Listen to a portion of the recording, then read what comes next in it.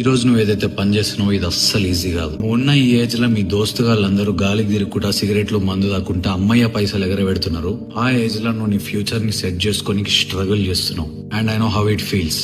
బయటికి ఎంత సింపుల్ గా నువ్వు అనిపిస్తున్నావో లోపల అంతే ఎక్కువ స్ట్రగుల్ చేస్తున్నావు అని నాకు తెలుసు. ఎందుకంటే నేను కూడా అదే ఫేస్ లో ఉన్నా ఇప్పుడు. అందుకే నేను ఎప్పుడు కూడా ఒక కామన్ మ్యాన్ లెక్క చూడకు. You are very fucking special man. నీ డెస్టినీని నువ్వే తయారు చేసుకుంటున్నావు.